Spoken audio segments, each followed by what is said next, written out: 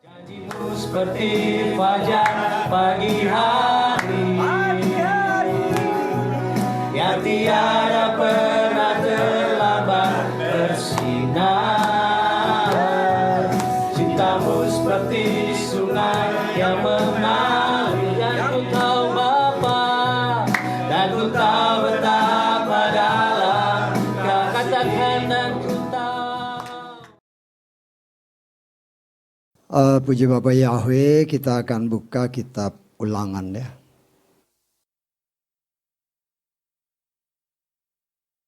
Ulangan pasal 1 mulai ayat 26 sampai 33. Ulangan pasal 1 ayat 26 sampai 33. Ya, kita akan baca bersama-sama semua ayat ini. Ayat 26 sampai 33. Supaya terjemahannya sama, kita baca sesuai dengan apa yang tertulis di capture depan ya.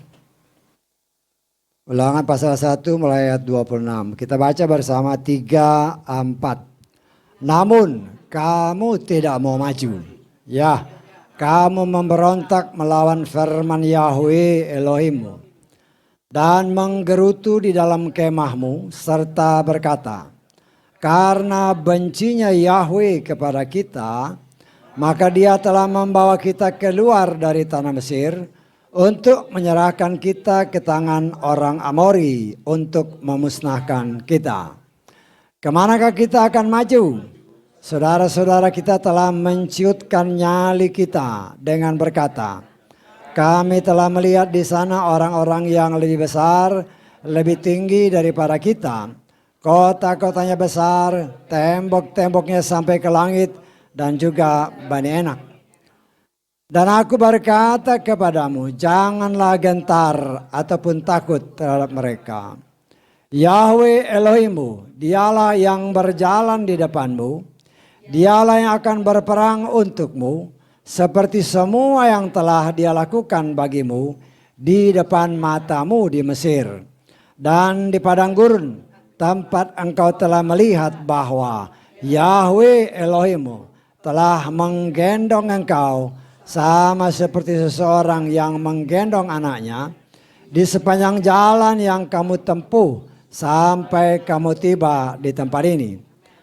Walaupun demikian, kamu tidak percaya kepada Yahweh Elohimmu yang berjalan di depanmu di jalan untuk mencari tempat bagimu untuk kemahmu dengan api pada waktu malam dan dengan awan pada waktu siang, untuk menunjukkan jalan kepadamu, jalan yang harus kamu tempuh. Amin. Silakan duduk. Haleluya, puji Bapa Yahweh, kita mengucap syukur ya oleh kemurahan Tuhan. Kita boleh mendengar bagian daripada kebenaran firman yang dinyatakan, yang mengingatkan kita kembali. Bangsa Israel, ya, bangsa pilihan Tuhan, yang Tuhan pilih untuk dipersiapkan, ya, menjadi berkat bagi banyak orang, ya, karena melalui bangsa ini firman Tuhan diturunkan Bapa Yahweh kepada Musa, kepada Bani Israel. Sehingga dikatakan jadilah terang. Jadi bangsa ini harus jadi terang bagi dunia untuk menerangi dunia yang dikuasai kegelapan. Ya. Dan kita tahu ayat-ayat tadi yang sudah kita baca adalah saat-saat di mana bangsa Israel telah meninggalkan tanah perbudakan, tanah Mesir ya. Setelah kurang lebih 400 tahun mereka diperbudak ya oleh bangsa Mesir. Dan banyak orang Nasrani tidak mengerti kenapa mereka diperbudak. Ya. Dan kita telah belajar bahwa bangsa ini diperbudak karena kesalahan leluhurnya sendiri. Ya. Karena kesalahan Bapak Abraham. Ya. Jadi kita lihat bahwa orang seperti Bapak Abraham pun bisa membuat kesalahan. Ya. Tapi oleh kasih karunia, ya, oleh anugerah Tuhan, dosanya tidak diperhitungkan, kata kitab Mazmur. Ya. Kita mengulangi sedikit kenapa bangsa ini diperbudak. Ya. Kita melihat di dalam kisah Kejadian pasal ke-15 mulai ayat 12. Ya. Sampai ke 16 kita akan baca ya. Supaya saudara harus diingat-ingat ya. Kadang-kadang kan suka lupa. Ya. Ketika matahari mulai terbenam, maka rasa kantuk yang sangat berat menggelayuti Abram. Ya namanya masih Abram waktu itu ya. Dan sungguh rasa takut terhadap kegelapan yang dahsyat meliputi dia. Ya. Meliputi dia. Kalau saudara yang nanti kita lihat ya. Dan dia berfirman kepada Abraham, ketahuilah dengan sungguh-sungguh bahwa benihmu akan menjadi pengembara di negeri yang bukan kepunyaannya.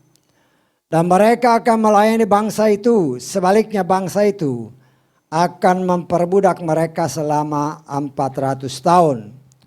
Dan bangsa itu yang akan mereka layani, aku juga akan menghukumnya. Dan sesudah itu mereka akan keluar dengan harta kekayaan yang besar. Dan engkau sendiri akan pulang kepada leluhurmu dengan damai. Engkau akan dikuburkan pada waktu rambutmu telah benar-benar putih. Ayat 16 perhatikan. Namun generasi yang keempat akan kembali ke sini karena sampai di situ kejahatan orang Amori belum genap. Ya. Kalau saudara baca di atasnya lagi, kita mungkin baca harus agak ke atas ya. Boleh kita baca ayat ke 5 dulu, 5 ya. Dari ayat ke 5 kita lihat ya. Supaya jelas kenapa ya. Dia membawanya keluar dan berfirman, lihatlah ke langit dengan saksama. Hitunglah bintang-bintang itu seandainya engkau dapat menghitungnya. Dan dia berfirman kepadanya, demikianlah kelak benihmu. Lalu percayalah dia kepada Yahweh. Kemudian apa? Dia memperhitungkan hal itu kepadanya sebagai kebenaran. Ya, kemudian selanjutnya. Dan dia berfirman kepadanya, akulah Yahweh yang membawa engkau keluar dari Ur Kasdim untuk memberikan negeri ini kepadamu untuk mewarisinya. Perhatikan ayatnya ya, seterusnya. Dan dia menjawab, ya Tuhan Yahweh, dengan cara bagaimana aku akan mengetahui bahwa aku akan mewarisinya. Dua situasi yang bertolak belakang dengan ayat-ayat di atas ya. Ayat-ayat di atas ketika dikatakan Tuhan, benihmu akan banyak seperti bintang di langit, dia langsung percaya.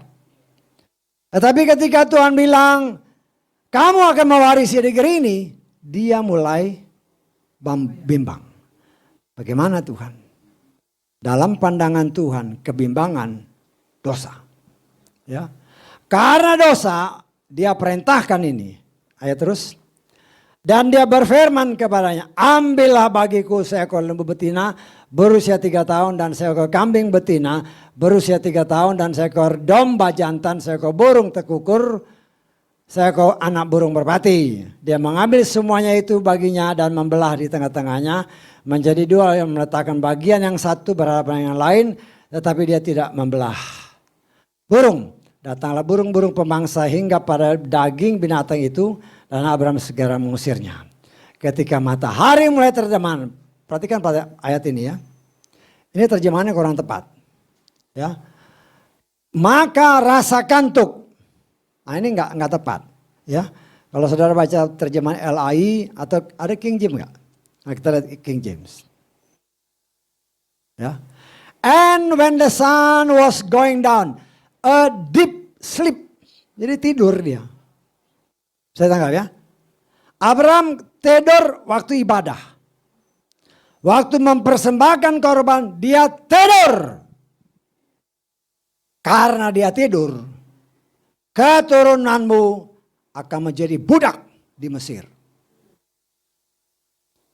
Paham ya? Nah, karena itu kalau ibadah jangan tidur.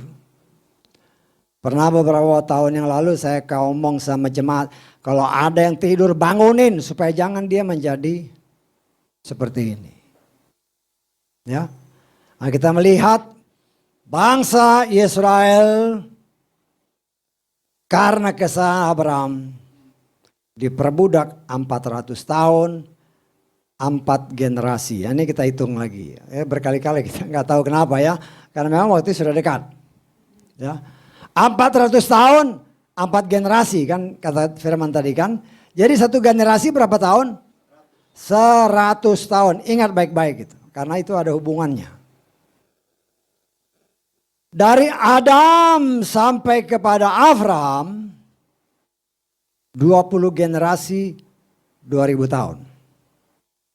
2000 tahun dibagi 20 berapa? 100 tahun. Itu ilmu matematika SD itu. 2000 bagi 20 udah lupa. 100 tahun. 2 ayat yang menyatakan satu generasi 200 tahun. Ya. Satu generasi 100 tahun. Ya, tadi bilang berapa? 200. Satu generasi 100 tahun. Ya. Kenapa saya harus ingatkan ini berulang-ulang? Karena nanti ada hubungannya. Karena bangsa Israel kan selangkah lagi masuk tanah perjanjian. Kita pun berdasarkan perhitungan firman Tuhan. Saya tidak menubuatkan. Tetapi dengan ayat-ayat ini kita harus berhati-hati. Karena ada tertulis. Ya, bahwa Yeshua berfirman. Di dalam Matius 24 kita baca mulai ayat 32. Ya. Itu tadi satu generasi 100 tahun, ingat ya. Pelajarilah perumpamaan tentang pohon ara. Pohon ara berbicara tentang bangsa Israel. Nanti saudara baca di dalam kitab Yeremia 24. Jelas, Yeremia 24 nanti baca di rumah. Ya. Bila mana rantingnya sudah menjadi lembut dan daun-daunnya bertunas, kamu mengetahui bahwa musim panas sudah dekat. Terus, demikian pula kamu ketika kamu melihat semua ini, kamu mengetahui bahwa dia sudah dekat di ambang pintu. Sesungguhnya aku berkata kepadamu, generasi ini, generasi di mana pohon ara mulai tumbuh, di mana bangsa Israel mulai muncul, maka generasi ini sekali-kali tidak akan berlalu. Ya, tadi satu generasi 2 ayat membuktikan berapa? 100 tahun. Bangsa Israel mulai muncul tahun 48. 1948 tambah 100. 2048. Kalau semua, hampir semua pengkhotbah sudah dekat, sudah. Yang mana, kapan? Buktikan dengan firman. Dari firman, 3 firman tadi. Ya, dari kitab Kejadian kita melihat semua. Bangsa Israel kan dibebaskan dari perbudakan. Dan Abraham adalah orang pilihan yang dipisahkan Tuhan dari keluarganya. Dan berdasarkan ayat-ayat itu kita masuk kembali ke ayat ini. Sudah waktunya kita pun diraibkan oleh Tuhan. Diraibkan oleh Tuhan. Generasi ini. Ya, kita tidak tahu yang namanya generasi. Kalau kita hitung, karena Yesus bilang waktunya dipersingkat. Ya, coba kita lihat di dalam ayat 24 dari Matius 24 tadi. Oh, ayat 22, sorry. Ya, 22. Sekiranya hari-hari itu tidak diperpendek, maka semua manusia tidak akan diselamatkan. Tetapi karena mereka yang terpilih, hari-hari akan diperpendek. Artinya, kalau kita hitung 1948 satu generasi 2048, tetapi waktu diperpendek ini kita tidak tahu berapa tahun. Hanya Tuhan yang tahu. Ya, hanya Tuhan yang tahu. Karena itu kita hubungkan dengan ayat-ayat yang tadi kita baca. Bangsa Israel setelah keluar dari tanah Mesir, ya, setelah keluar dari tanah Mesir, mereka berjalan menuju tanah perjanjian. Lama perjalanan berdasarkan ayat-ayat Bilangan 10, ayat 11 kita lihat ya. Bilangan pasal 10 ayat 11. Pada tahun kedua, bulan kedua, pada hari yang ke-20 bulan itu, awan itu terangkat dari atas tabernakel kesaksian. Ya, ini ketika bangsa ini meninggalkan Sinai menuju ke tanah perjanjian. Jadi setelah 2 tahun berjalan dari tanah Mesir sampai mau memasuki tanah perjanjian kurang lebih 2 tahun. Atau lebih dari 2 tahun. Ya. Kok banyak banget gitu ya. Kok lama banget? Ya lama. Karena mereka berjalan berapa orang? Ya. Berdasarkan firman Tuhan, ya. Kita lihat di dalam kitab Keluaran pasal ke-12 ayat ke-37.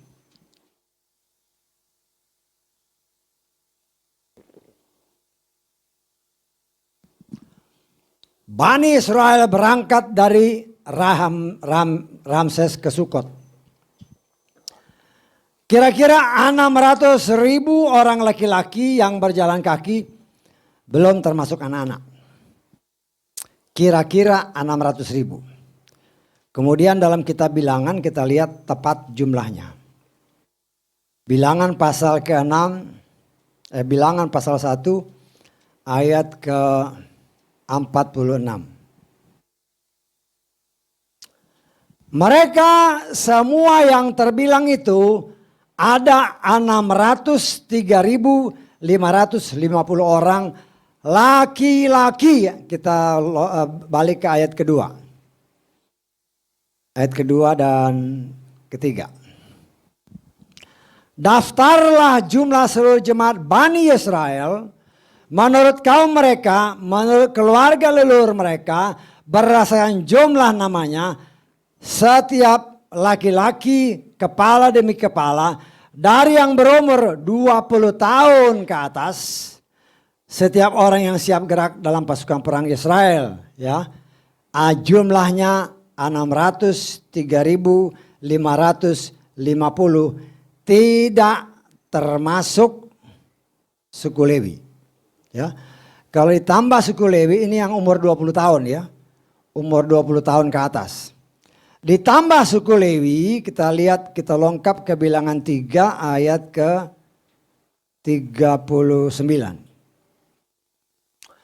Semua orang yang terbilang dari suku Lewi, yang Musa dan Harun telah membilangnya atas perintah Yahweh, semua laki-laki, ya, dari yang berumur 1 bulan dan seterusnya, menurut kaum mereka ada 22.000 orang. Jadi suku Lewi sendiri khusus, kalau yang lain kan umur 20 tahun ke atas yang laki-laki. Tetapi suku Lewi dari umur sebulan dan seterusnya jumlahnya 22.000. Kalau kita memprediksi atau menafsirkanlah, kalau yang umur 20 tahun ya mungkin ada 20.000. Kira-kira ya, karena semuanya kan termasuk bayi, kita nggak tahu bayinya ada berapa.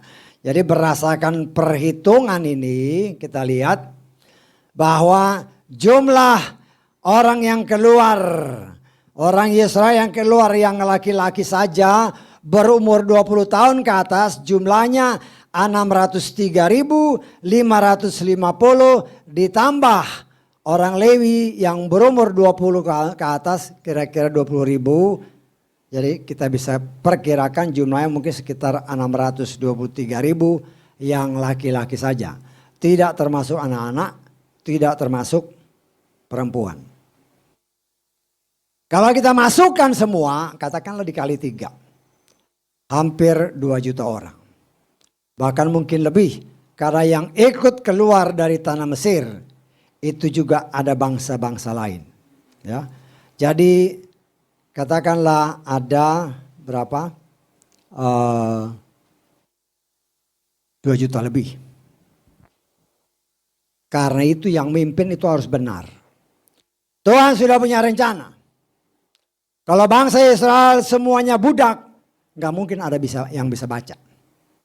Gak mungkin ada yang bisa jadi pemimpin. Karena itu secara khusus Tuhan memilih Musa untuk menjadi anak angkat daripada putri Firaun. Dia diangkat menjadi anak putri Firaun, dididik secara Firaun 40 tahun. Supaya dia bisa memimpin orang kira-kira 2 juta orang. Dia bisa mengajak orang berperang bagaimana. Jadi semua Tuhan sudah atur. Ya. Tuhan sudah atur supaya bangsa ini dipersiapkan menuju ke tanah Kanaan. Setelah 2 tahun atau selama 2 tahun dalam perjalanan, Tuhan melakukan banyak mujizat. Laut terbelah. Ya. Makanan, minuman tidak pernah kurang. Tetapi cukup. Ya. Tuhan beri mereka makan. Ya. Dan pada perjalanan pun Tuhan izinkan mereka menghadapi peperangan. Tuhan kasih lihat mujizat-mujizat terjadi. Ya. Kepada bangsa ini. Ya. Tetapi kita melihat ketika mereka sudah tinggal masuk ke tanah perjanjian. Tuhan izinkan, ya.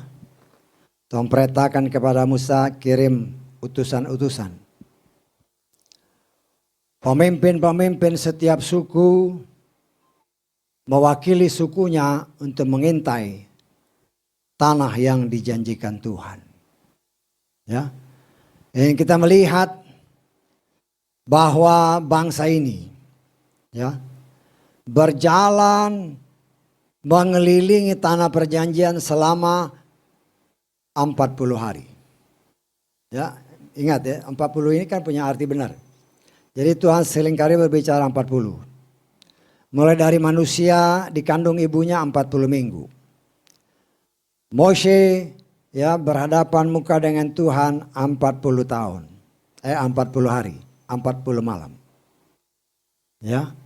Bangsa Israel ketika mengintai tanah perjanjian 40 hari. Yesua pun berpuasa 40 hari, 40 malam. Para pengintai ini mengintai, Tuhan izinkan ayo pergi, intai. Ya. Dan kita melihat memang ya mereka menyatakan pengintai-pengintai ini ya. Kita lihat di dalam kitab Bilangan pasal 13. Mulai ayat ke-25 kita baca ya.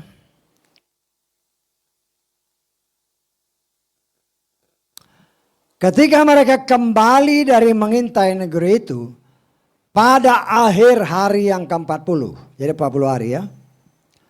Mereka pun berjalan dan datang kepada Musa dan Harun dan segenap jemaat Bani Israel di padang gurun Paran di Kades. Dan mereka membawa kembali berita kepada keduanya dan kepada seluruh umat itu dan menunjukkan kepada mereka buah negeri itu. Dan mereka melaporkan kepadanya serta mengatakan, kami sudah datang ke negeri tempat engkau telah mengirim kami. Dan memang satu pengakuan ya. Dia berlimpah susu madu. Dan inilah buahnya. Nah, ayat ke-28 ini. namun, tetapi, ya, yang tinggal di negeri itu bangsa yang kuat, kota-kotanya besar, sulit ditembus. Lebih lagi, kami sudah melihat orang enak di sana.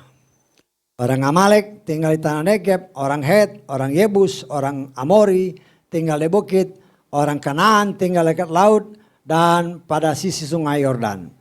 Namun Kaleb menenangkan bangsa itu di hadapan Musa serta berkata, kita pasti akan maju dan memiliki negeri itu karena kita sanggup menguasainya.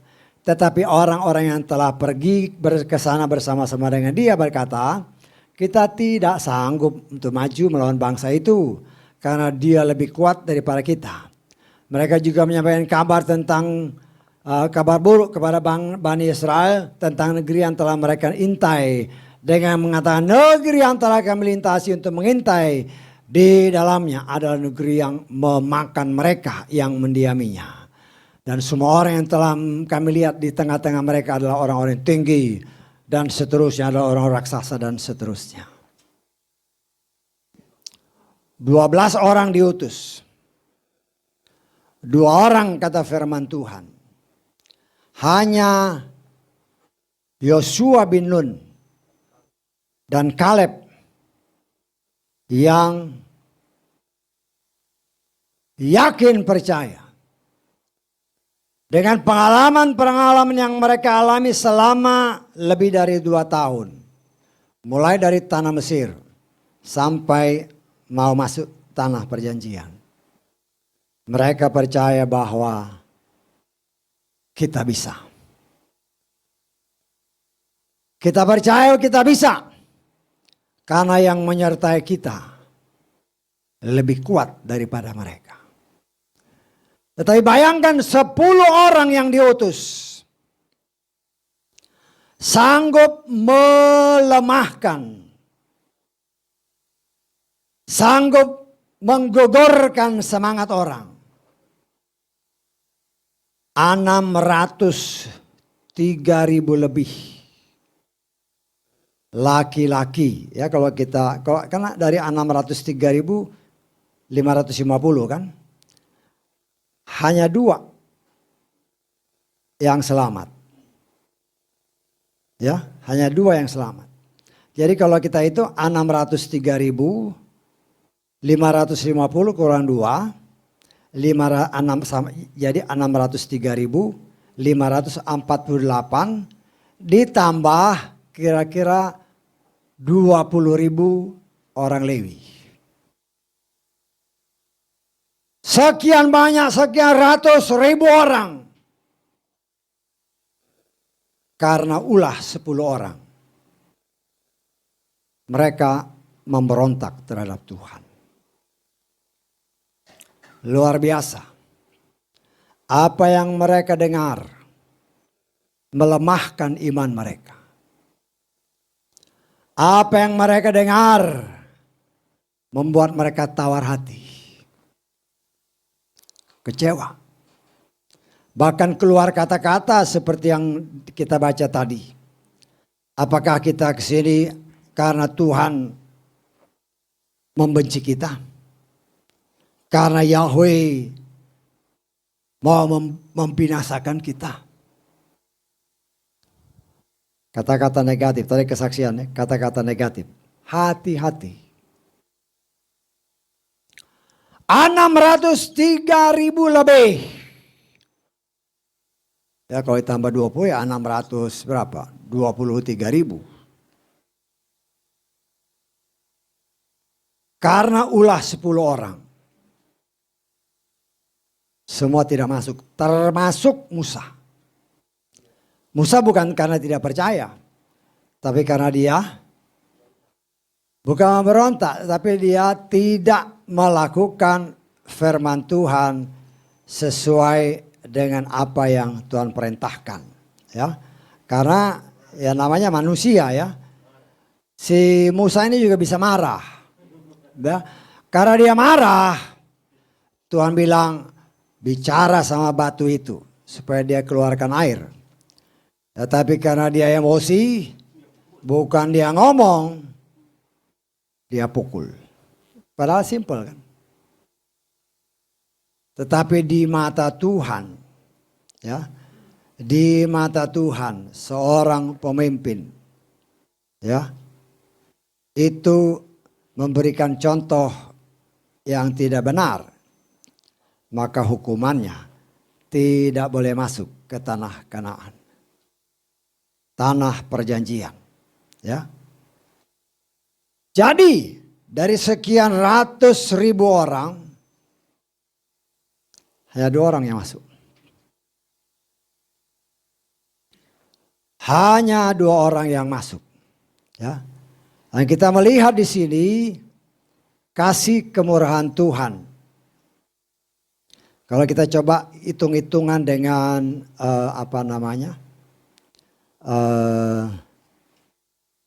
kita hitung orang-orang yang masuk ke tanah perjanjian, ya, kita lihat, ya, yang akhirnya masuk setelah 40 tahun ini, 40 tahun menjalani penghukuman, dan yang 620.000 ini mati semua, ya, karena tidak percaya, karena memberontak terhadap Yahweh. Kemudian berapa yang masuk? Nah, kita lihat, ya, di dalam Bilangan pasal ke-26 ayat ke-51.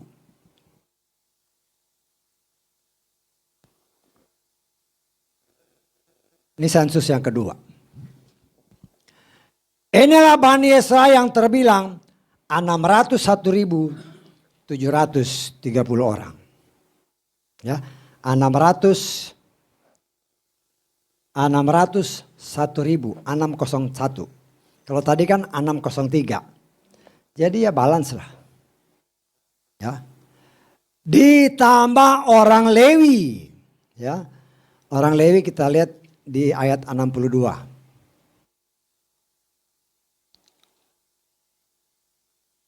Ya.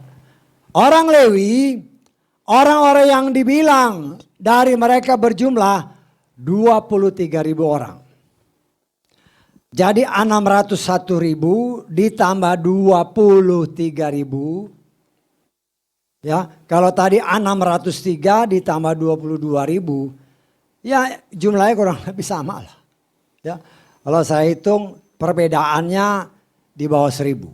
Kalau saudara hitung nanti ya, hitung di rumah sendiri. Ya, 603.000 ditambah 22, 601.000 ditambah 23.000, jumlahnya tidak sampai selisih lebih dari 1.000. Ya. Tidak lebih. Itu kemurahan Tuhan. Ya. Kemudian apa sih hubungannya dengan kita? Ya. Kalau yang kita tafsirkan berdasarkan generasi tadi, ingat ya, saya hanya menafsirkan berdasarkan ayat-ayat firman. Tapi tafsiran manusia tidak ada yang 100% benar. Kita hanya bisa menafsir berdasarkan generasi, maka kedatangan Tuhan tahun 2048.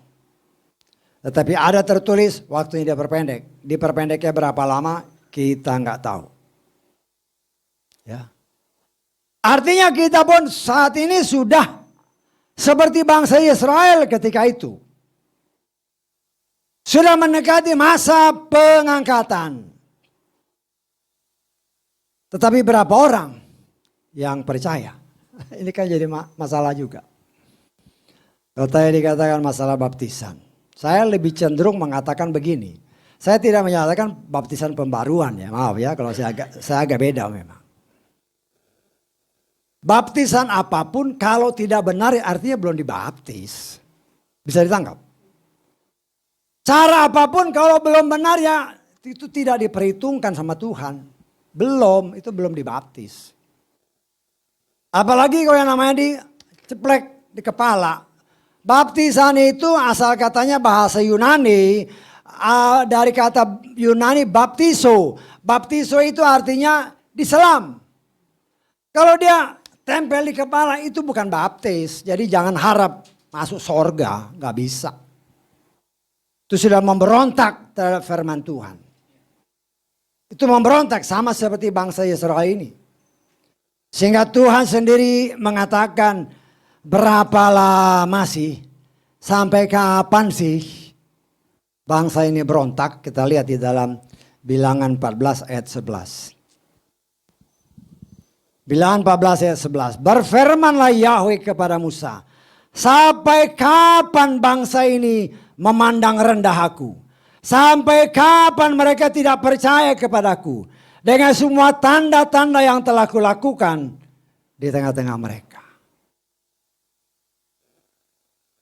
Bangsa Israel yang sekian banyak jumlahnya, Tuhan belah laut supaya mereka masuk. Bukan tidak ada arti, itu ada artinya. Kita lihat di dalam 1 Korintus pasal ke-10.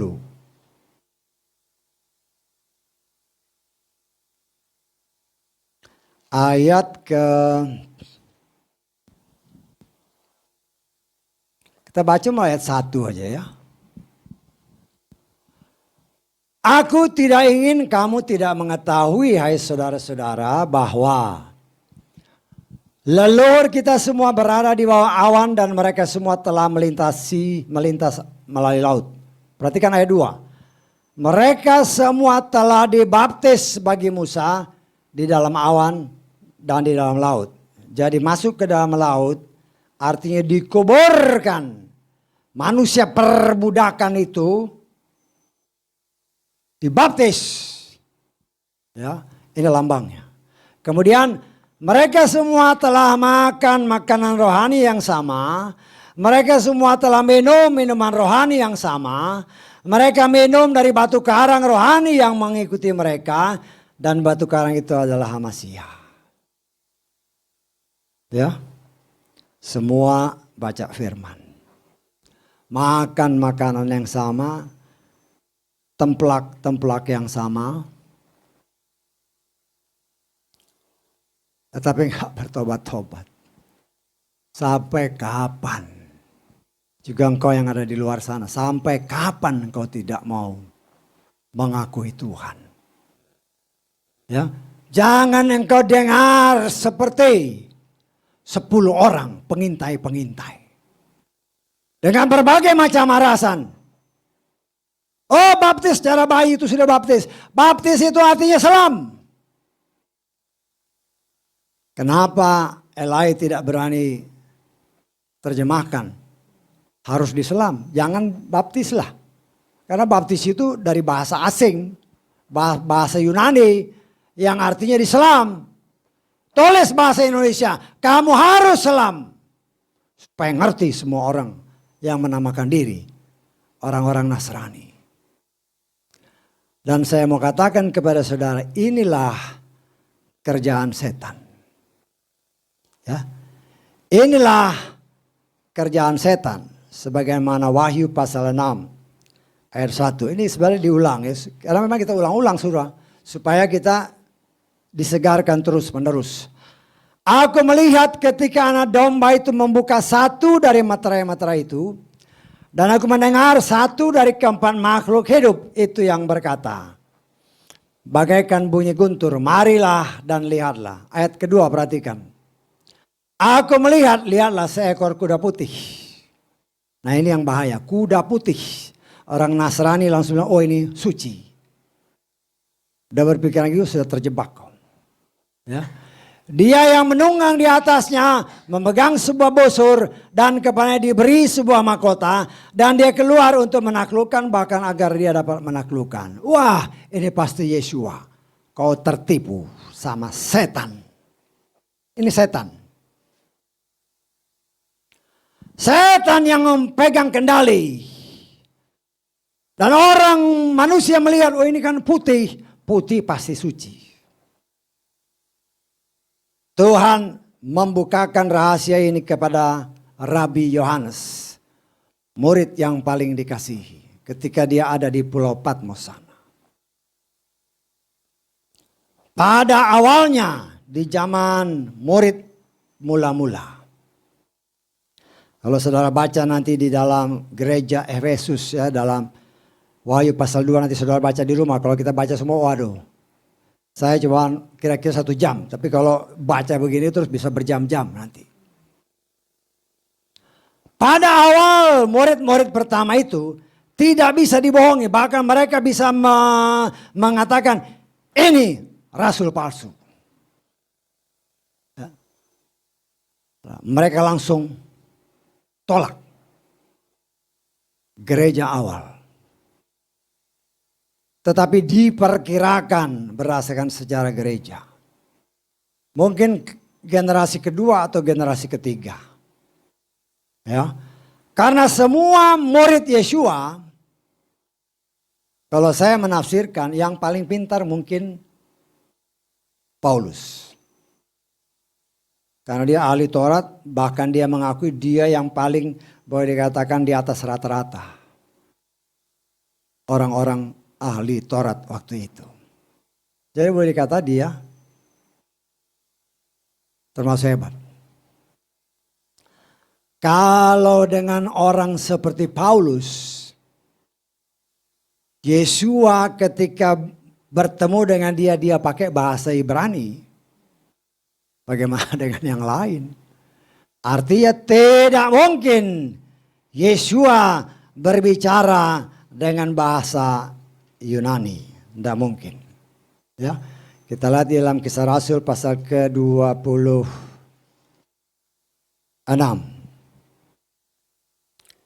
Ayat ke-14.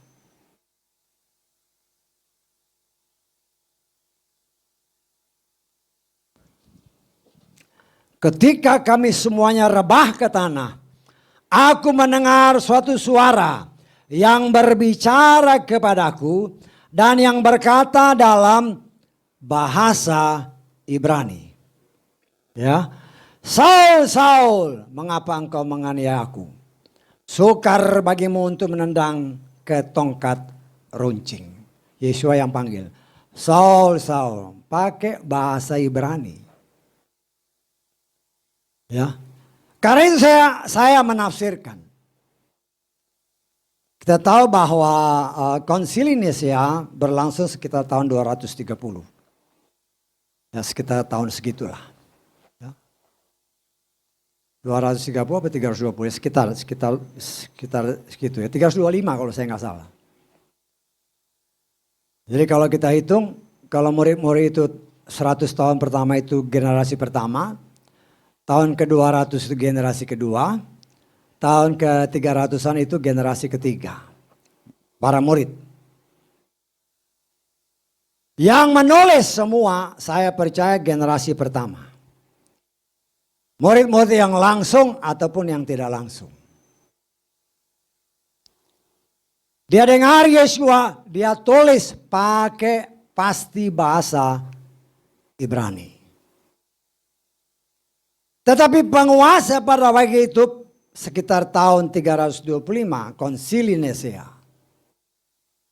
Inilah kerjaan Wahyu pasal 6 tadi. Setan berusaha dengan bujuk rayu. Pemimpin-pemimpin, para ahli-ahli Taurat kan dia bujukan. Mari kumpul semua surat-surat itu kumpulin. Semua pakai bahasa Ibrani. Saya menafsirkannya begitu. Saya yakin itu benar. Setelah dikumpul, disusun. Kemudian perintah dari atasan. Terjemahkan ke dalam bahasa Yunani. Supaya semua rakyat bisa mengerti. Bisa ditangkap ya?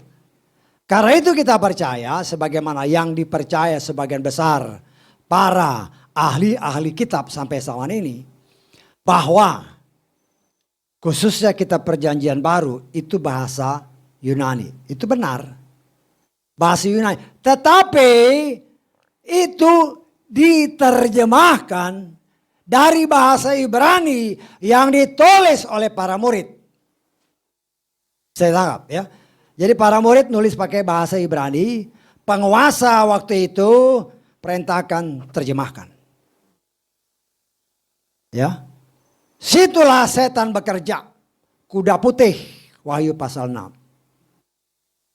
Setan bilang, ya kepada penguasa, tadi kan dikatakan, yang nunggang itu dikasih mahkota, diberi kuasa sama setan. Kalau Yesua dalam Wahyu 19, dia nggak perlu mahkota, dia punya banyak mahkota. Ya, karena ada orang yang menulis, ahli agama lagi menulis. Ini Yesua salah besar. Dan inilah yang termasuk menyesatkan. Sampai waktu saya khotbah di Jawa Tengah sana, mereka heran, Pak, jadi ini bukan Yesus, ini setan. Dia nggak kasih tahu namanya, tetapi dalam Wahyu 19, Yesus bilang ini firman yang hidup. Dia langsung perkenalkan diri. Kalau Wahyu pasal 6 kan enggak. Nanti setelah berubah dari putih, kemudian merah, hitam, dicampur aduk. Nanti kalau saudara punya, saya penasaran kan nih warna yang terakhir warna apa. Saya ambil, saya beli cat air dengan kira-kira jumlah yang sama. Warna putih, warna merah, warna hitam saya aduk. Itulah warna terakhir. Baru dia perkenalkan, dialah maut. Maut itu bukan dari Tuhan, itu dari setan. Setan memberi kuasa. Pak. Kepada orang. Dikasih mahkota kan tadi kan Wahyu pasal 6. Kasih mahkota. Artinya diberi kuasa. Untuk menaklukkan. Itu para ahli-ahli. Ya iya. Oh bagus. Diterjemahkan. Sayangnya nama Tuhan kita pun ikut diterjemahkan. Sehingga nama yang kudus hilang lenyap. Inilah rencana setan. Supaya jangan orang memanggil nama itu. Karena setan takut dengan nama itu. Dan saat inilah sedang dipulihkan nama itu. Kita mengucap syukur. Ya. Waktu saya kecil saya tahu nama itu memang Yahweh. Tapi kemudian hilang. Ya. Dulu saya kecil nggak ada itu namanya Jumat Agung. Tiba-tiba besar, kok ada Jumat Agung? Apa ini? Kalau dibilang, saya pernah kasih selamat seorang saudara. Dia yang kirim, selamat Paskah. Saya bilang Paskah itu bukan hari Minggu. Hari kematian, oh ini kan dengan berbagai macam alasan. Karena memang dia orang teologi ya. Ya terserah kamulah. Ya, buat apa kita berdebat. Tapi kalau engkau merubah ketetapan, aturan dan perintah Tuhan. Kan Torah itu ketetapan, aturan, perintah Tuhan. Engkau rubah. Kau berurusan dengan Tuhan. Kita nggak perlu berdebat. Ya. Nah, di sini kita melihat setan merubah semuanya. Itu kerja kuda putih. Dan orang yang tidak sadar, oh ini kan bagus, ya bagus, kelihatannya bagus. Tetapi karena malaikat setan itu kan menyamar jadi malaikat terang. Engkau ditipu. Atau jelasnya engkau tertipu. Ya, baptisan, oh ini gak apa-apa. Itu baptisan gereja memang gak apa-apa. Tapi kalau baptisan sesuai firman Tuhan, kalau engkau tidak melakukan baptisan sebagaimana tertulis, jangan harap engkau memiliki materai. Engkau tidak punya materai, jangan harap engkau bisa mewarisi kerajaan sorga. Karena materai itu tanda kepemilikan. Karena itu dalam kitab Galatia Paulus berkata, kita lihat kitab Galatia ya. Pasal ke-6 ya. Ayat ke-17. Selebihnya, biarlah tidak seorang pun memberikan kesusahan kepadaku. Perhatikan ayat berikutnya. Karena di dalam tubuhku aku membawa tanda-tanda milik Tuhan Yesua. Paulus dia dibaptis. Terima Roh Kudus, terima materai. Terima kepemilikan. Kalau ada tanda kepemilikan, setan tidak punya kuasa untuk menyentuh kita. Dan pada akhir zaman ini, Kita semua di sini ya, nanti kalau Bapak ya berkenan 2 jiwa akan masuk ke dalam baptisan. Karena menyadari, karena itu anugerah ya. Kita pernah bicara tentang itu anugerah. Engkau bisa bicara percaya Bapak Yahweh itu anugerah. Karena banyak orang yang mengaku atau menolak nama Yahweh tapi ngomongnya haleluya, haleluya. Kalau ditanya artinya apa, pujilah Tuhan, engkau ketipu sama setan. Ya. Itu hanya kalau dinilai haleluya itu puji Tuhan, kalau dinilai salah atau benar itu salah. Ya. Kalau ditanya Tuhannya mana, Tuhannya siapa? Bingung. Yang punya sorga itu adalah Yahweh. Karena itu di dalam Wahyu pasal 19 dikatakan haleluya. Kerumunan orang banyak ngomong haleluya. Pujilah Yahweh. Ya. Pujilah Yahweh. Ya, kita bisa ya kira-kira kalau Yohanes, Rasul Yohanes yang dengarin kan si Rabi Yohanes ini. Kalau dia orang Indonesia yang didengar pujilah Yahweh, pujilah Yahweh. Tapi karena dia orang Yahudi ya haleluya, haleluya. Kalau yang dipuji itu di sorga adalah haleluya. Dan engkau menolak nama Yahweh, jangan harap kau masuk surga. Engkau merendahkan, umatku dibinasakan, kata Hosea pasal 4 ayat ke-6 kita lihat ya. Hosea pasal 4:6, umatku dibinasakan karena kurang pengetahuan.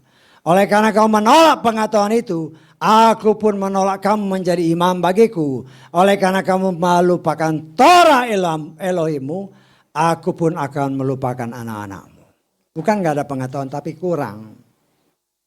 Mengeraskan hati diajarin, merasa diri ahli teologi ya. Apa sih teologi ya? Belajar ilmu Tuhan, bisa kau belajar Tuhan. Gak mungkin. Kalau Tuhan tidak buka, gak bisa kau belajar tentang Tuhan. Kecuali Tuhan-Tuhan yang berasal dari dunia. Ya, nah kita harus mengerti. Hanya karena kasih karunia kita bisa mengerti. Kita juga tadinya dahulu memanggil nama ilah lain. Setelah kita dibuka, kita bisa terima. Itu namanya anugerah. Ya. Kita dibaptis, itu anugerah. Dan inilah yang dilakukan oleh Musa dan pengikutnya. Semua dibaptis. Semua menerima makanan yang sama. Hampir semua mati. Kenapa? Merendahkan Tuhan. Sudah diberikan pengalaman. Nyeberang laut, melawan musuh, mujizat-mujizat. Tetap tidak percaya. Sehingga dikatakan ayat tadi, sampai kapan kamu merendahkan aku, merendahkan firman. Jangan kira gereja bisa menyelamatkan. Jangan kira pendeta, gembala, pastor atau siapapun bisa menyelamatkan. Gak bisa. Jangan harap yang namanya suamimu bisa menyelamatkan engkau. Jangan harap istrimu bisa menyelamatkan engkau. Jangan harap orang tuamu bisa menyelamatkan engkau. Tidak. Karena keselamatan itu adalah urusan pribadi. Ya. Bukan urusan orang lain. Sebagaimana tertulis. Filipi pasal 2. Ayat ke-12.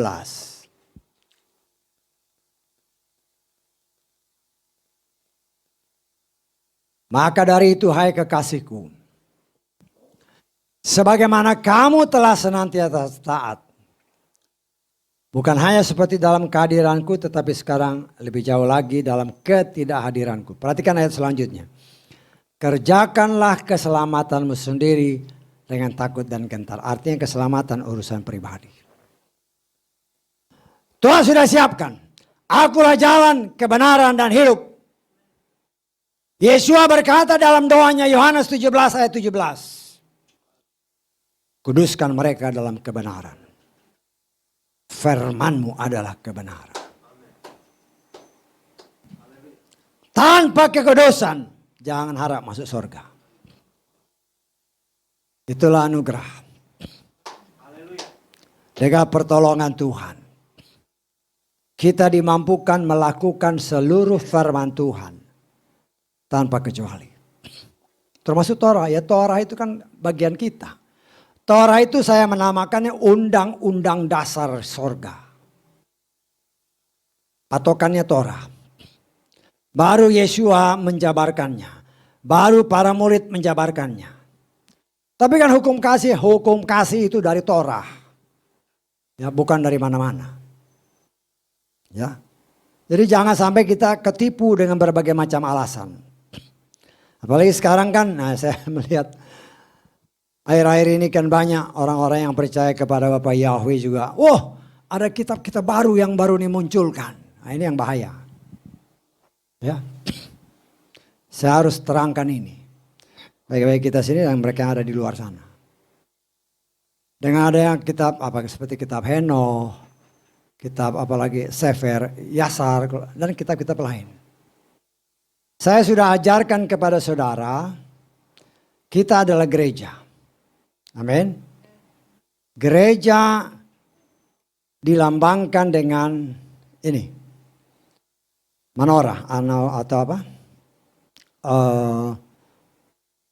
Kaki diam.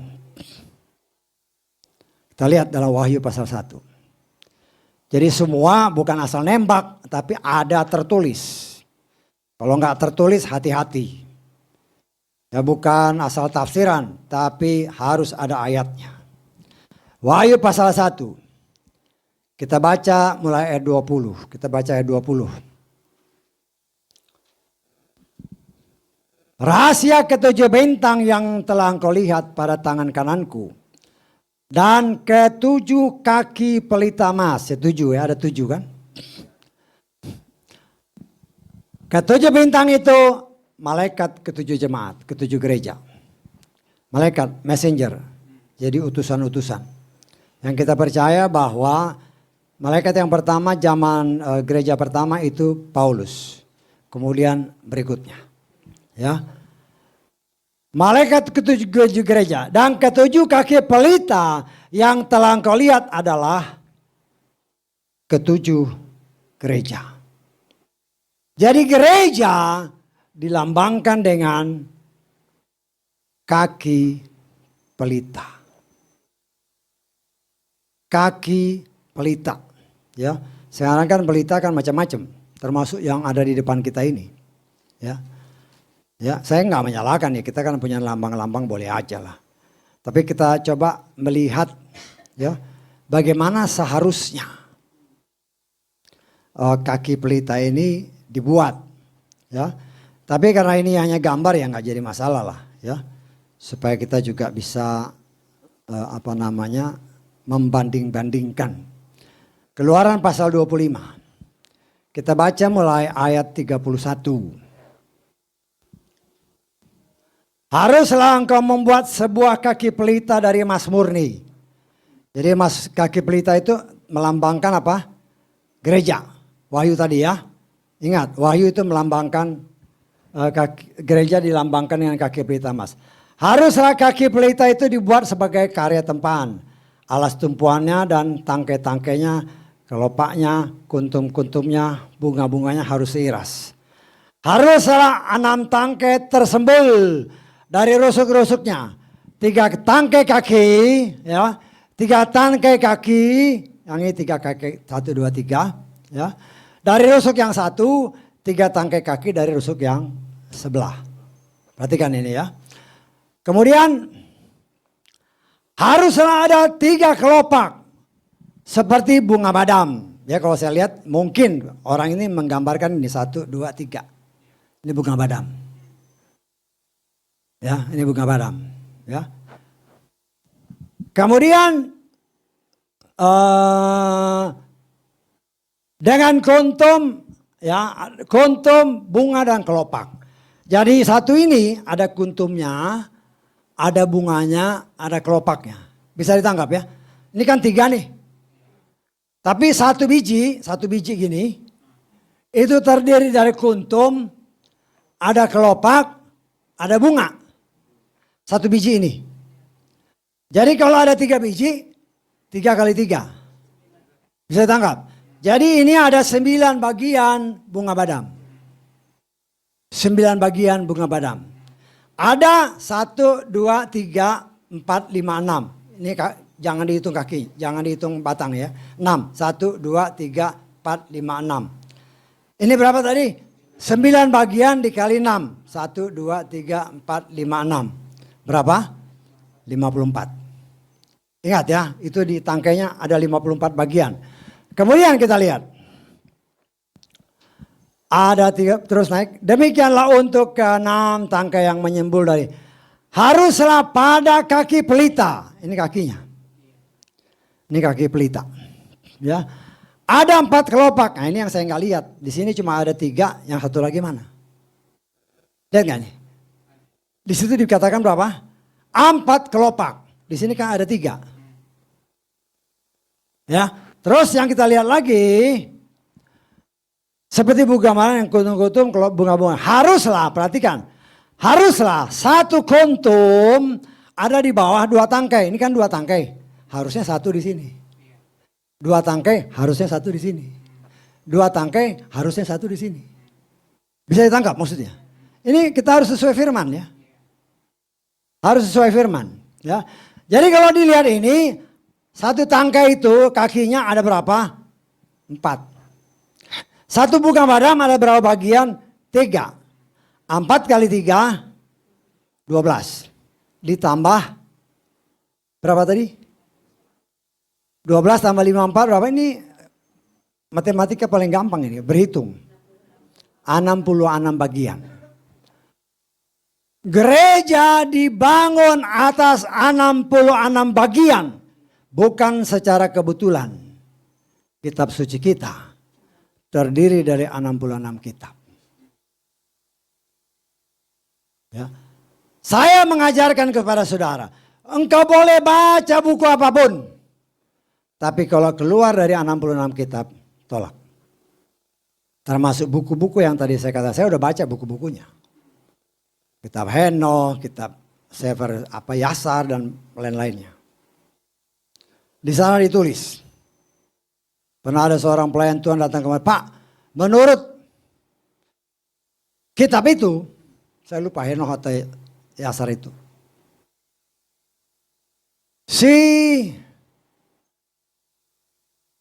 Ketika Ishak dipersembahkan, Ismail ada. Saya bilang salah itu. Salah itu. Oh tapi itu kitab itu bilang gitu Pak. Kamu kok gampang benar digoblokin. Saya nggak ngomong gitu, cuma dalam hati saya. Kok begitu gampang kamu Kenapa? Karena mereka tidak melandasi hidup mereka dengan kanon yang kita ini gereja, kita bukan sinagog ya. Kalau orang Yahudi ya sinagog, dia tanah dan tambah kan tanah itu Torah, ada kitab Nabi, kitab tulisan Tuhan, tulisannya kan banyak. Kalau kita gereja terdiri dari 66 kitab. Kalau keluar dari 66 kitab, hati-hati. Karena itu saya katakan, Anda dibodohi sama tulisan itu. Itu tidak benar. Ya. Kita tahu bahwa ketika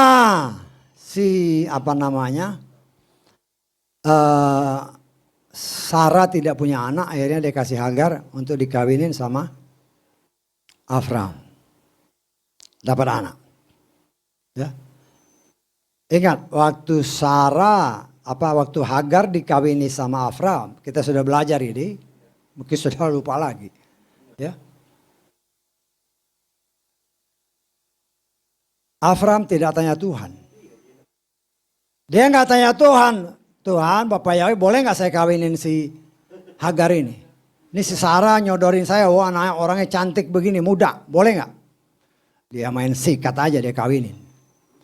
14 tahun kurang lebih Tuhan gak ngomong sama Abraham. Ya. 14 tahun.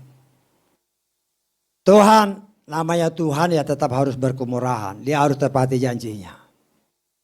Dia berikan Sarah anak 14 tahun setelah si Hagar dikawini. Dan ketika eh, Yismail atau si Yesak ya sudah lepas di sapi. Di sapi katakanlah mungkin sekitar 3 tahun lah ya. Biasanya kan 2 tahun. Kita ambil 3 tahun aja lah. Ya. Kita lihat ya. Dalam Kejadian 21. Ayat ke-9. Kita baca mulai ayat 8. Anak tersebut bertambah besar, kemudian dia disapi.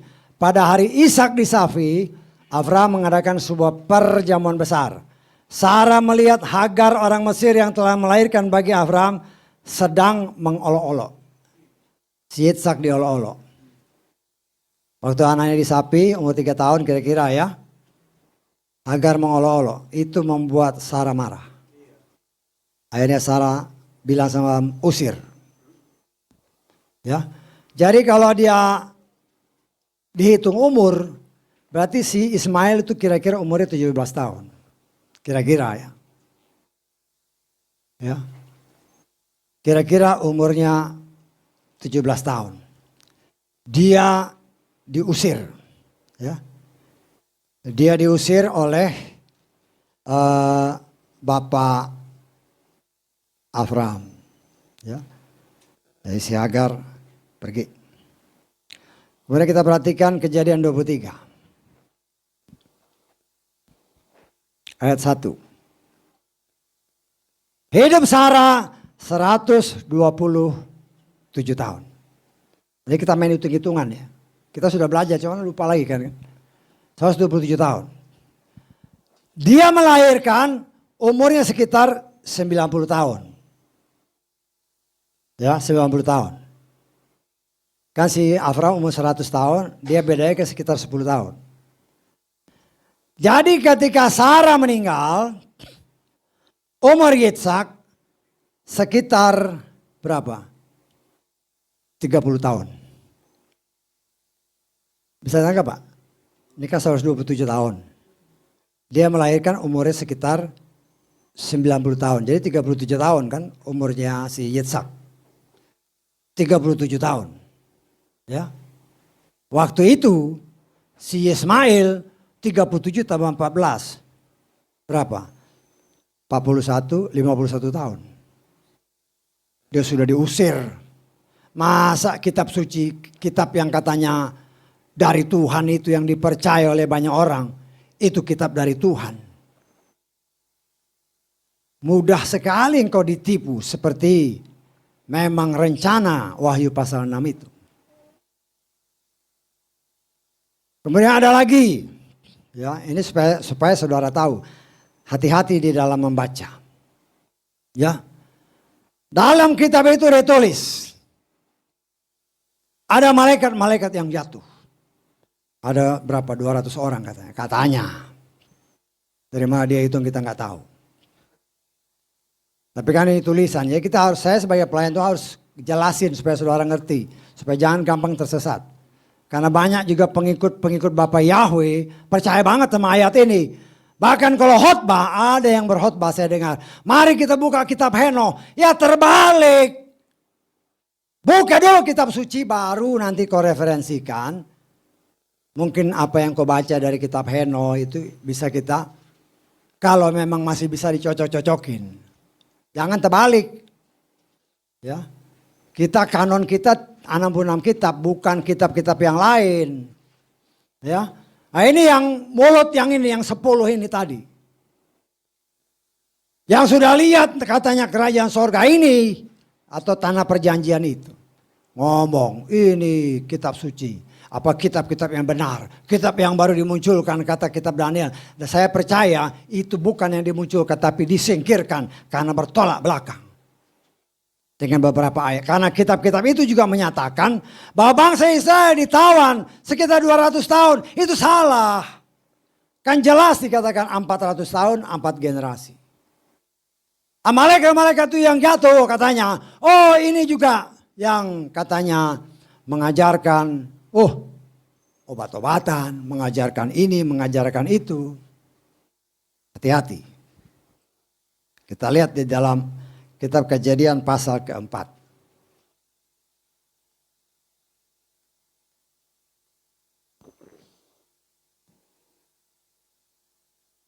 Kita baca ayat 17 mulai.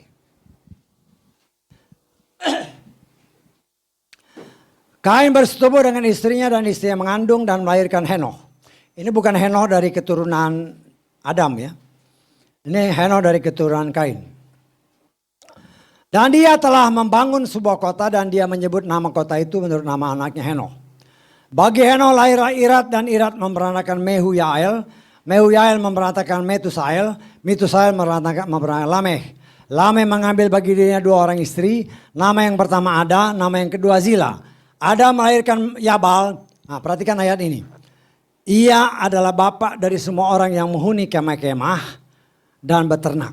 Artinya dia ahli bangunan dan ahli peternakan. Dia bapaknya.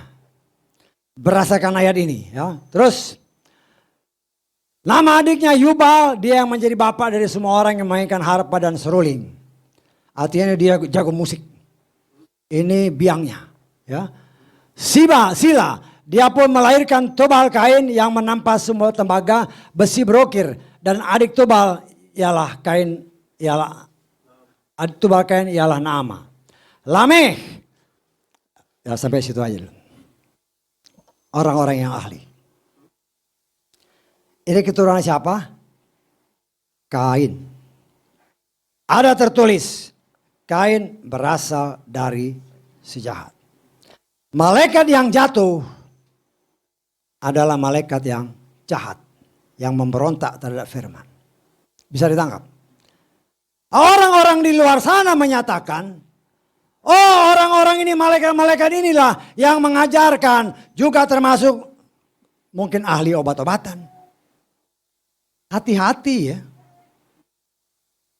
Seolah-olah Tuhan, Yahweh yang kita sembah, tidak sanggup mengajari ini semua.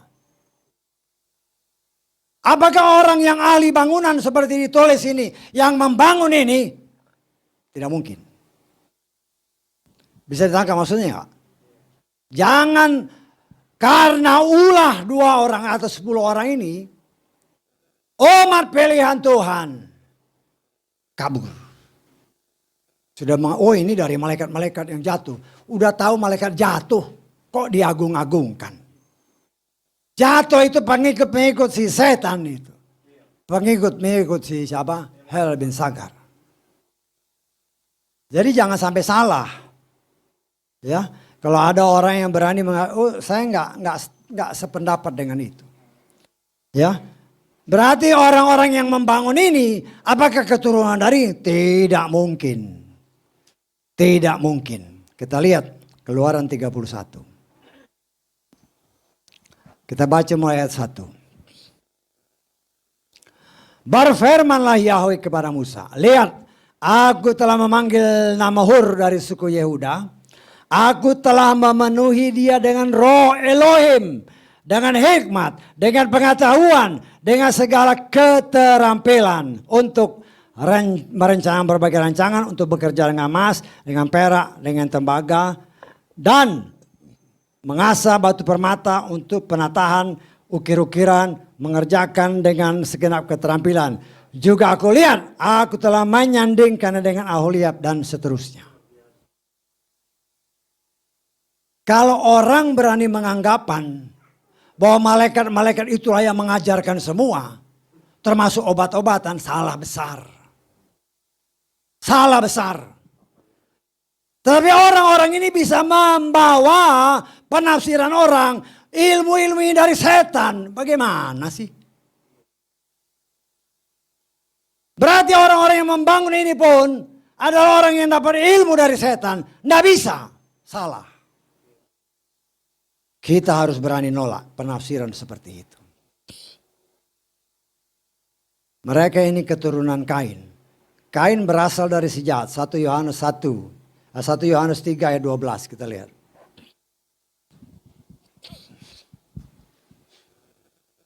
1 Yohanes 3 ayat 12. Bukan sebagaimana Kain yang berasal dari yang jahat. Kalau setan atau malaikat yang jatuh itu berarti malaikat yang jahat, dia pasti menurunkan ilmunya kepada jahat, mengalirnya ke jahat. Sampai saya pernah dengar seorang tua-tua gereja. Dia datang ke dukun. Ya, dukun ini yang dapat ilmu-ilmu dari setan itu. Dia sakit parah, dia datang kepada dukun. Dukun itu bilang, "Bapak malam ini cari ke kuburan yang masih baru dari pengubur orang, ambil tanahnya makan." Itu dia lakukan, itu tua-tua jemaat. Baru dia lihat kan pagi, oh ini baru dikubur. Malamnya dia ambil tanahnya, itu dia makan. Ya bukan tambah baik lah, tambah mati. Jadi jangan sampai kita ketipu dengan penafsiran 10 orang itu. Termasuk pelayan-pelayan Tuhan yang mengaku diri pelayan Tuhan. Tapi oh ini dari 200 malaikat, malaikat jatuh kok dipercaya. Ya ilmunya ilmu-ilmu setan. Karena itu diwariskan kepada keturunan Kain. Tetapi anak-anak dari Bapa Yahweh, dia dapat roh dari Bapa Yahweh. Untuk menolong kita. Jangan sampai kata firman Tuhan tadi. Sampai kapan mereka merendahkan aku. Musa berkata, bukankah dia yang menggentong kamu? Kenapa kamu tetap mengeraskan hati? Sampai kapan? Nah kita harus sangat berhati-hati. Ya. Sudah berapa tahun kita bertobat? Ya. Sudah berapa banyak mujizat yang kita alami. Jangan anggap enteng ya. Engkau sembuh itu karena Tuhan. Engkau diberkati karena Tuhan. Karena Yahweh yang memberkati sesuai dengan janjinya dalam Keluaran 23 kita baca. Mulai ayat 25.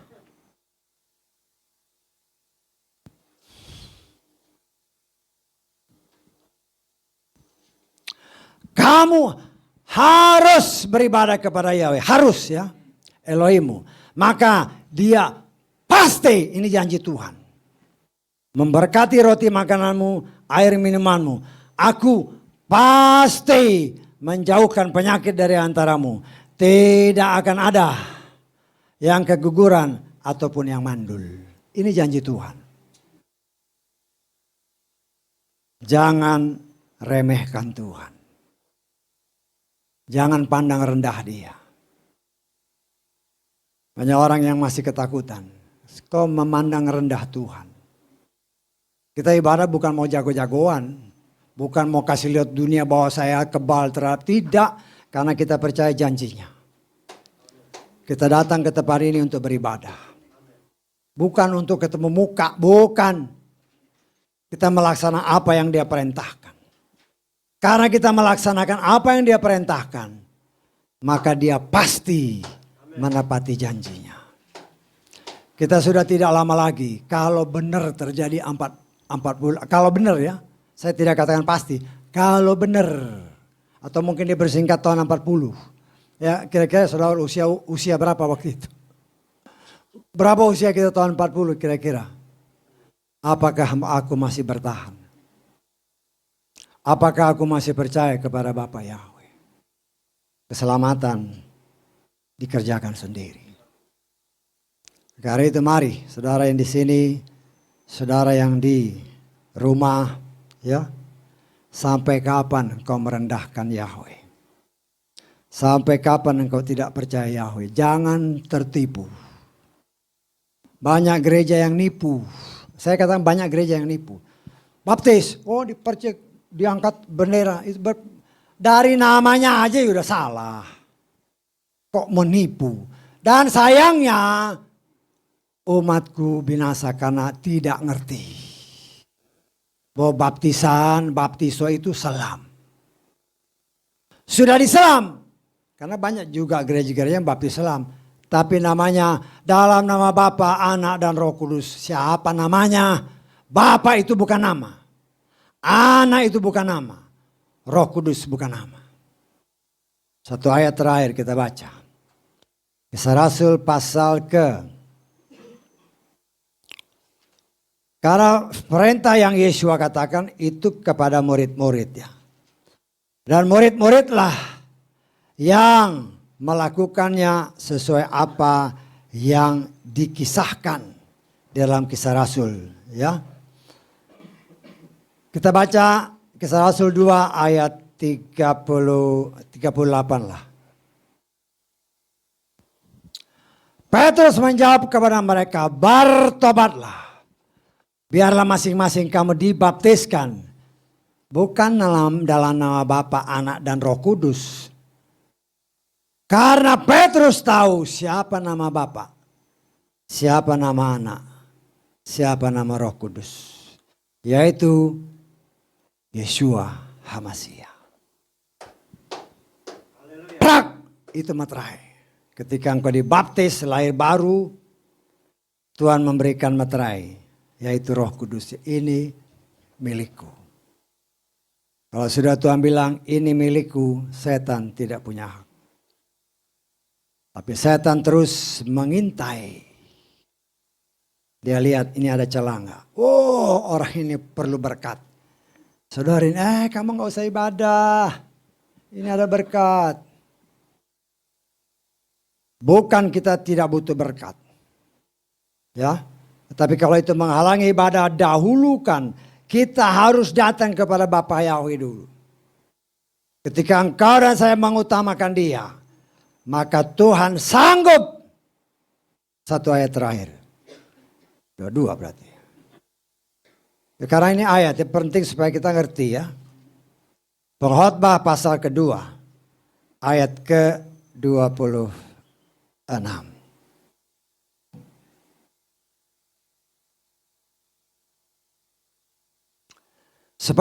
Kepada orang-orang yang berkenan di hadapannya. Dia mengaruniakan hikmat dan pengetahuan dan sukacita. Tetapi, perhatikan ayat ini. Kepada orang berdosa, dia memberi tugas, membawa dan mengumpulkan. Memberikannya kepada orang yang berkenan di hadapan Elohim. Tuhan punya cara. Dia perintahkan, hei kumpulkan berkat, kirim kepada si ini, si ini, si ini. Tuhan punya kuasa.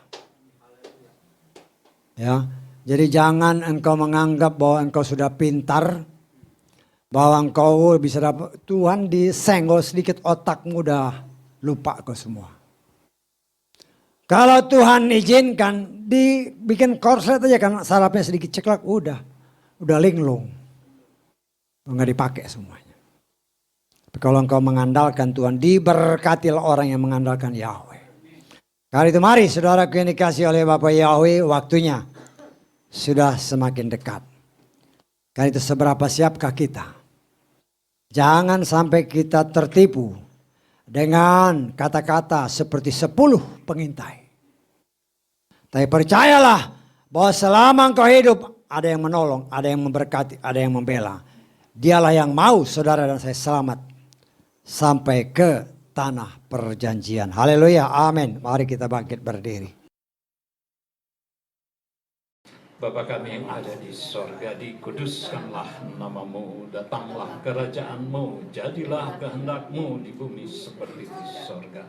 Berilah kami makanan kami pada hari ini yang secukupnya, dan ampunilah akan segala kesalahan kami, seperti kami juga mengampuni orang yang berkesalahan kepada kami.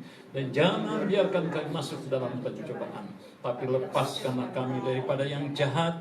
Karena Engkau yang mempunyai kerajaan dan kuasa dan kemuliaan sampai selama-lamanya. Haleluya. Terimalah berkat-berkat yang berasal dari Bapa Yahweh di dalam Adonai Yeshua HaMasiah. Bawa berkat itu dalam hidupmu. Bawa berkat itu dalam rumah tanggamu.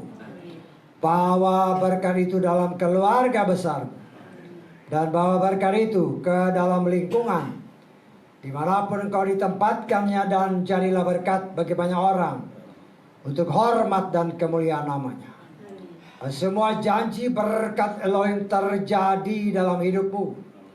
Juga apa yang tertulis dan dinyatakan dalam kitab Ulangan pasal 28 ayat 1 sampai 14 yang berbunyi, jika engkau baik-baik mendengarkan suara Yahweh Tuhanmu dan melakukan dengan setia segala perintah yang kusampaikan kepadamu pada hari ini, maka Yahweh Tuhanmu akan mengangkat engkau di atas segala bangsa di bumi. Segala berkat ini akan datang kepadamu dan menjadi bagianmu jika engkau mendengarkan suara Yahweh Tuhanmu. Diberkatilah engkau di kota dan diberkatilah engkau di ladang. Diberkatilah buah kandunganmu, hasil bumimu dan hasil ternak, yakni anak lembu sapimu dan kandungan kambing dombamu. Diberkatilah bakulmu dan tempat adonanmu.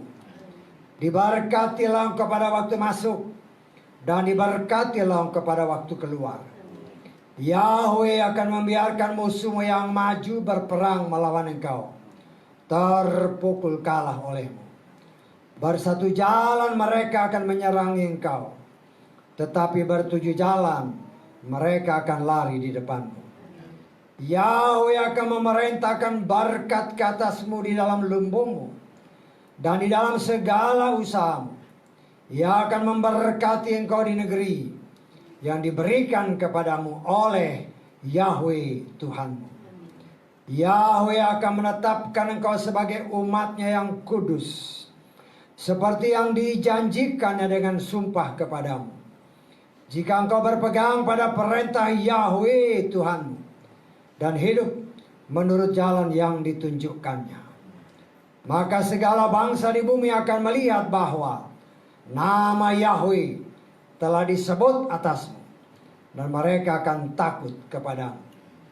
Juga Yahweh akan melimpahi engkau dengan kebaikan dalam buah kandunganmu, dalam hasil ternakmu, dan dalam hasil bumimu, di tanah yang dijanjikan Yahweh dengan sumpah kepada nenek moyangmu untuk memberikannya kepadamu. Yahweh akan membuka bagimu perbendaharaan yang melimpah, yakni langit, untuk memberi hujan bagi tanahmu pada masanya, dan memberkati segala pekerjaanmu, sehingga engkau memberi pinjaman kepada banyak bangsa, tetapi engkau sendiri tidak meminta pinjaman. Yahweh akan mengangkat engkau menjadi kepala dan bukan menjadi ekor.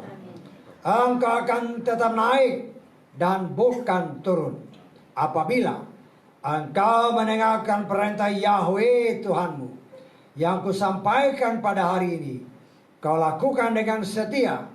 Dan apabila engkau tidak menyimpang ke kanan atau ke kiri dari segala perintah yang kuberikan kepadamu pada hari ini, dengan mengikuti ilah lain dan beribadah kepadanya, Yahweh memberkati engkau dan memelihara engkau. Yahweh membuat wajahnya bersinar atas engkau dan memberi engkau kasih karunia. Yahweh menghadapkan wajahnya kepadamu dan memberi engkau damai sejahtera. Di dalam nama Adonai Yeshua ha-Mesiah. Haleluya. Amin. Kaulah segalanya di dalam hidupku, kerajaanmu Bapa, kerajaanmu, kebenaranmu, itu bagianku. Kaulah yang pandang selama hidupku, mengasihimu Bapa, mengasihimu, memuliakanmu Bapa.